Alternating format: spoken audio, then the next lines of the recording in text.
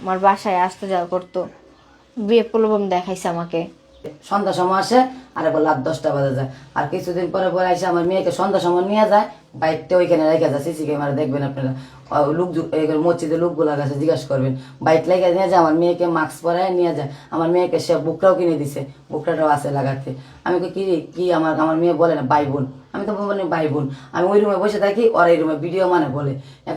আমি 40 মিনিট বাইরে আমার ছেলেকে কুস্তাজি কুস্তাজি, আর ও এই ভিতরের রুমে, আর পিচ্চিটা ওই রুমে বসে রয়েছে। ওর পিচ্ছি না, ওর বয়স 28 বছর, ও পিচ্ছি না। ওর বাড়ি কেন্দ্র বলে দেবো চট্টগ্রামে। এরকম বলার পরে আমার মেয়ের বলতে পিয়া ইফতারি করবে, তুই যে না খায় রোজা রাখছ করে কথা যে। পরে আমি সেনাতে এক পর্যায়ে আমার পিপি ইমরান ও হচ্ছে, ওর সাথে ভিডিও কন্টেন্ট তৈরি করতাম, ওর সাথে পরিচয় ছিল আমার আগে থেকেই। সেলুনের মধ্যে পরিচয় হয়, তারপর জানতে পারি সে আমার মানে দুঃসম্পর্কে আত্মীয় হয়। জানার পর তার সাথে কন্টিনিউ ভিডিও টিডিও করি, এরকম করতে করতে তারপর সে এক পর্যায়ে একদিন বলে যে এখানে বাসা নেওয়ার জন্য। তো বাসাটার সাথে তারপর ঢাকায় আসি আমরা, আসার পর তামান্নার বাসায় থাকি থাকি তারপর ওখানে রাখো, ওরা ভিডিও টিডিও করে, করার পর এই বাসাটা ওরা সবাই মিলে নিয়ে দিছে। আমরা এই বাসাটা তারপর নেই, পরে এখানে এসে রেগুলার আসা যাওয়া করতো, ভিডিও করতো, আসা যাওয়া করতো। আমাকে নিয়ে দোকানে যাইতো, দোকানে যায় ভিডিও করতো, এরকম করতে অনেক দিন করছে। তারপর 22 জানুয়ারি তার এই মাওনা না গাজীপুর রাস্তা সাপ্লিমেন্টেশন 5 তলায় যেখানে তার শোরুম আছে, ওখানে নিয়ে আমাকে ভিডিও বানাইছে। বানানো তারপর ওখানে একটা রুমও আছে, ওখানে রুমে যে আমাকে খাবার খাওয়াবে বলছিল, তারপর খাবার দিয়ে ওখানে পাঠাইছে, আমি যে ওখানে বসছি। তারপর সে ওখানে যায় তার সম্পূর্ণ কথা বলছে যে সে আমাকে পছন্দ করে, এরকম প্রপোজাল দিছে। তারপর পরে আমি বললাম যে না, আমার পক্ষে এগুলো সম্ভব না। পরে সে মন খারাপ করতেছে, অনেক কিছু বলছে। করার পর আমি সেখান থেকে কোনো মতো চলে আসি। আসার পর সে অনেক রিকোয়েস্ট করছে আমাকে যে তার সাথে আমি সম্পর্ক রাখি, সে আমাকে বিয়ে করবে। অনেকবার বলছে যে সে কোন কাজের সাথে নাকি কথা বলে রাখছে আমার সাথে, সারা রাত কথা বলছে, 5 ঘন্টা কথা বলছে, 6 ঘন্টা কথা বলছে, 8 ঘন্টা পর্যন্ত কথা বলছে। ওগুলো স্ক্রিনশট আমি আপনাদেরকে দিতে পারবো। এরকম করতে করতে দিন গেছে, যার পার্সেন্টটুকু নাই। তার যে সেলুন ছিল বড়বাজারে, ওই সেলুনে মাধ্যমে দোকানে কবিরের মাধ্যমে পরিচয় হয়েছে। ওরপর সে আমাকে একটা ভিডিও বানায় দেয় আমার পেজের জন্য, তো ওই ভিডিওটা আবার একটু ভাইরাল হয়। আচ্ছা, তারপর ওখানে পরিচয়। তারপর সে আমাকে কিছুদিন পর আমার ফেসবুকে সে রিকোয়েস্ট পাঠায়। আমি মনে করি সেটা ফেক আইডি মনে করে, অনেক দিন আটকা রাখার পর হঠাৎ করে একদিন সে মেসেজও আমাকে দেয়। দেওয়ার পর আমি ওইটা রিপ্লাই করি, পরে মনে করছি ফেক আইডি। পরে সে বয়সে যখন কথা বলছে তখন বুঝতে পারছি যে এটা তার রিয়েল আইডি।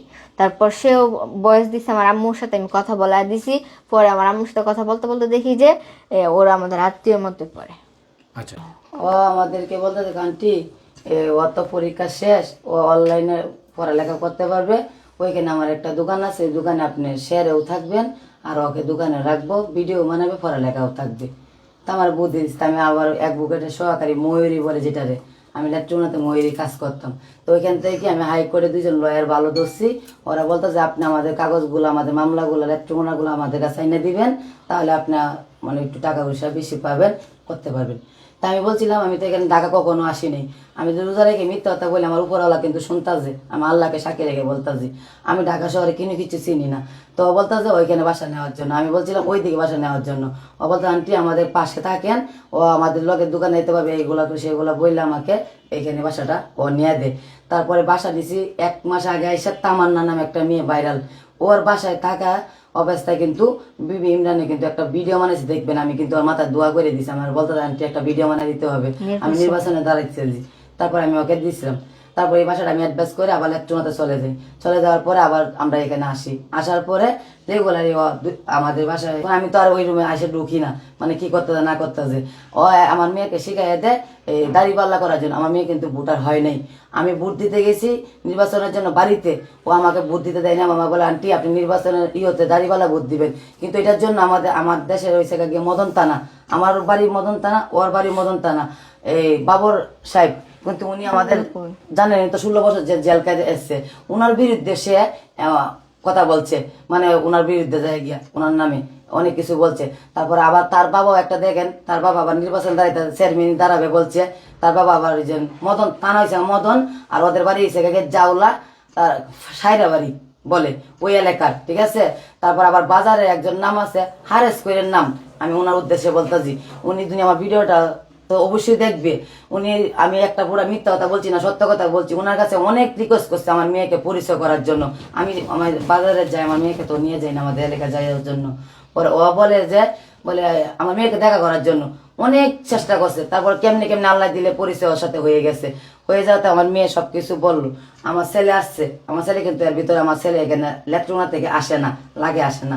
তা আমার ছেলে আসলে আমার ছেলেকে ও 100 টাকা দিছে কি জানি আনার জন্য আমার মেয়েকে। আমার মেয়ে এসে দেখে যে ঘুমে, আর পিচ্চিটা নিয়ে আমি কাপড় বাইরে দেখবেন কাপড় লারা আছে, সিসি ক্যামেরা, আমি কাপড় লারতে গেছি।